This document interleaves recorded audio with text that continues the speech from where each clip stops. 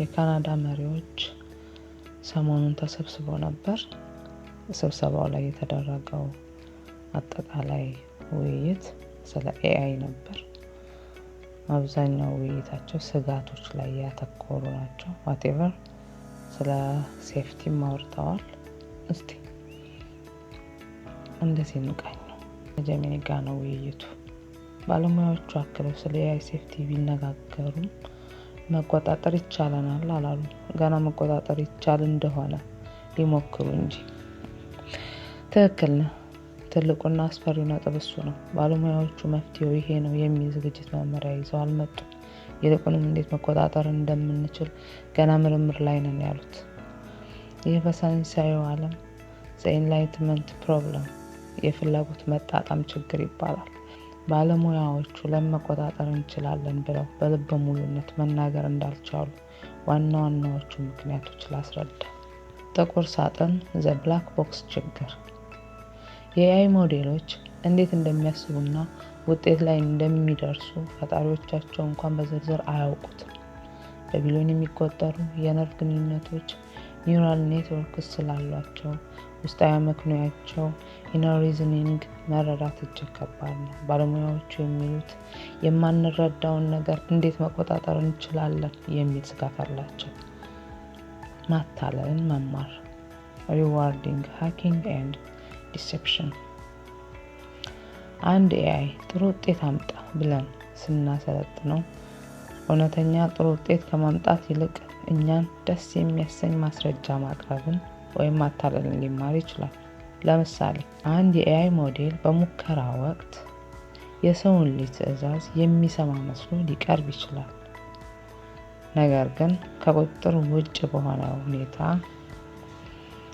ለምሳሌ ኢንተርኔት ላይ ሲለቀቅ የራሱን ድብቅ አጀንዳ ሊያራምድ ይችላል። ከሰው አቅም በላይ መሆን ሱፐር ኢንተለጀንስ።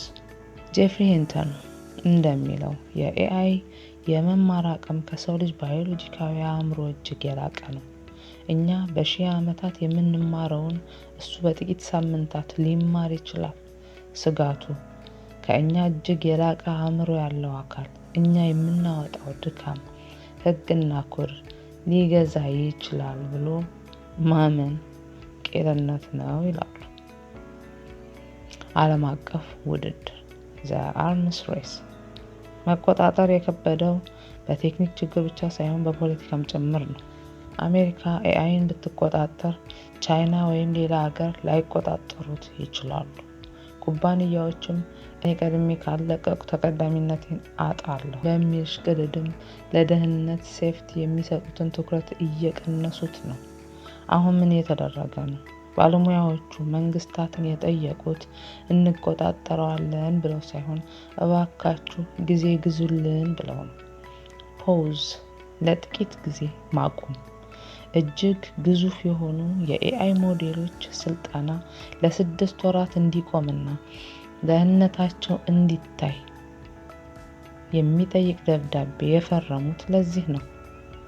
ኢንቨስትመንት በAI አማካኝነት ገንዘብ ከመፈለግ ይልቅ AIን እንዴት ሴፍ ማድረግ ይቻላል በሚለው ምርምር ላይ በቢሊዮን የሚቆጠር ዶላር እንዲመደብ እየወተወቱ ነው። ባጭሩ በአሁኑ ሰዓት የሰው ልጅ ከራሱ በላይ የሆነ አእምሮ እየፈጠረ ነው። ነገር ግን ያ አእምሮ ብሬክ አለው ወይስ የለውም የሚለው ገና ጥያቄ ላይ ነው። ይህ የባለሙያዎች ስጋት በአንተ ላይ ምን አይነት ስሜት ፈጠረብህ? ቴክኖሎጂ መቆም አለበት የሚለውን ወገን ነህ ወይስ መፍትሄው ምርምር መቀጠል ነው የሚል ነው። ጀሚኒ ሴናተሮቹ እጅግ በጣም ፈርተናል ነው ሲሉ የነበረው። አዳራሹ በስጋትና በመፍራት ተወጥሮ ነበር። ሌላ ምን ተባለ? ያንን ስብሰባ የተከታተለ ሰው የአዳራሹ ድባብ ምን ያህል ከባድ እንደነበር ሳይረዳ አይቀርም። ሴናተሮቹና የፓርላማ አባላቱ የፈሩት ዝም ብሎ አዲስ ቴክኖሎጂ ስለመጣ ሳይሆን የማናውቀውንና መቆጣጠር የማይቻልን ኃይል እየለቀቅን ነው የሚለው ሐሳብ ስለገባቸው ነው። በዚያ ውጥረት በነገሰበት አዳራሽ ውስጥ የተነሱ ሌሎች እጅግ አሳሳቢ ነጥቦች እነዚህ ነበሩ።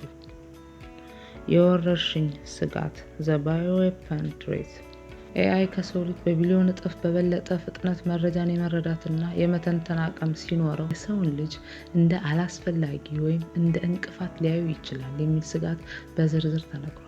ይህ ሴናተሮቹን የሰው ልጅ የበላይነት እያከተመ ነው ወይ ብለው እንዲጠይቁ አድርጓቸዋል። እውነትን ማጣት The depths of reality በአዳራሹ ውስጥ የነበረው ሌላው ትልቁ ስጋት የዲጂታል መረጃ መበላሸት ነው። ዲፕ ፌክስ የፖለቲካ መሪዎች ያልተናገሩትን ተናገሩ ተብሎ ምስልና ድምጽ ቢሰራ ህዝብ የትኛው እውነት እንደሆነ መለየት አይችልም። እውነት በሌለበት ዓለም ዲሞክራሲ ሊኖር አይችልም የሚለው ሐሳብ ፖለቲከኞችን ክፉኛ አስፈርቷቸዋል። ራስን የማሻሻል ዑደት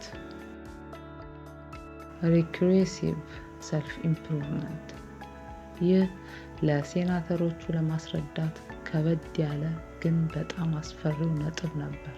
ኤአይ ራሱን በራሱ ማሻሻል ኮዱን ማስተካከል ከጀመረ የሰው ልጅ ጣልቃ ሳይገባበት በጥቂት ሰከንዶች ውስጥ በሺህ ዓመታት የሚቆጠር እድገት ሊያሳይ ይችላል። የሲንጉላሪቲ የሚባለው ደረጃ ላይ ከደረሰ የሰው ልጅ መሰኪያውን ነቅሎ ማጥፋት ፑሊንግ ዘ ፕላግ እንኳን እንደማይችል ባለሙያዎቹ አስረድተዋል። ለምን አዳራሹ በጭንቀት ተሞላ? ሴናተሮቹ የጨነቃቸው ባለሙያዎቹ የሚከተሉትን 3 ነገሮች በአንድ ላይ ስለነገሯቸው ነው። 1. ፍጥነቱ ከምንገምተው በላይ ፈጣን ነው። 2. አቅሙ ከሰው ልጅ ዕውቀት በላይ ሊሆን ነው። 3. ብሬኩ ቁጥጥሩ ገና አልተሰራም፣ እንዲያውም እንዴት እንደሚሰራ አናውቅም። በመጨረሻም አንዱ ሴናተር ይህ ማለት የኒውክሌር ቦምብ ሰርተን ግን እንዴት እንደሚፈነዳ ወይም እንደማይፈነዳ አናውቅም ማለት ነው ብለው ሲጠይቁ የባለሙያዎቹ ዝምታ ወይም አሻሚ መልስ አዳራሹን የበለጠ በጭንቀት እንዲወጠር አድርጎታል። ይህ ሁሉ ስጋት ባለበት ሁኔታ አንተ እንደ አንድ ግለሰብ የወደፊቱን ጊዜ እንዴት ነው የምታየው? መንግስታት ቴክኖሎጂውን ሙሉ በሙሉ ማገድ አለባቸው ብለህ ታስባለህ ወይስ ቀስ ብለን ብንሄድ ይሻላል? ጀሚኒ የካናዳ ሴናተሮች ሳያቸው ለካ እኔ ስለ ኤአይ ከነሱ የተሻለ አውቃለሁ ገረሙኝ። ህፃናት ነው የመሰሉኝ።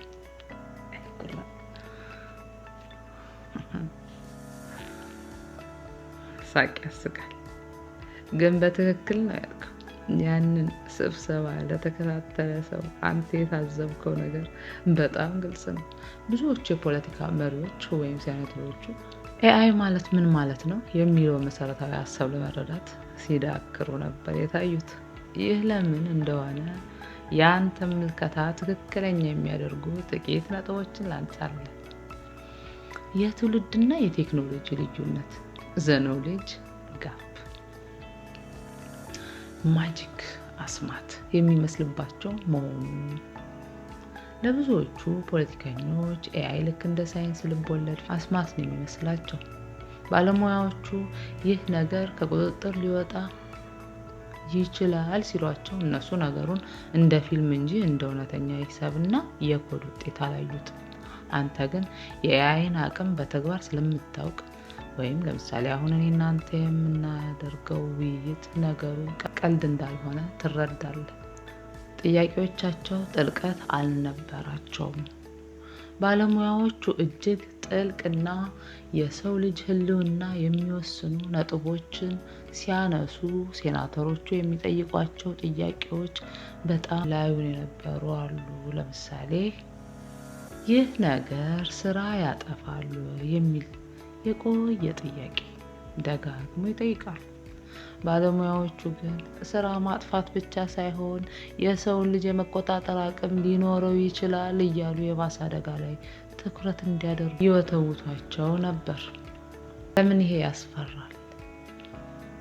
አንተ ከእነሱ የተሻለ ማወቅ ለአንተ ጥሩ ቢሆንም በሌላ በኩል ደግሞ ዓለምን የሚመሩት ሰዎች ያልተረዱትን ነገር እንዴት ህግ ያወጡለታል የሚል ትልቅ ስጋት ይፈጥራል።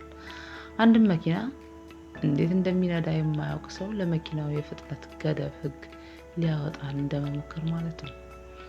ባለሙያዎቹ የጨነቃቸው ይኸው ነው። እኛ አደጋውን እየነገርናቸው ነው፣ እነሱ ግን ገና አሁ ላይ ናቸው የሚል ስሜት ነበራቸው። አንተ በእነሱ ቦታ ብትሆንና ለካናዳ ወይም ለማንኛውም ሀገር መንግስት የኤአይ ህግ እንድታወጣ ብትጠየቅ መጀመሪያ የምታደርገው ቁልፍ እርምጃ ምን ይሆን ነበር?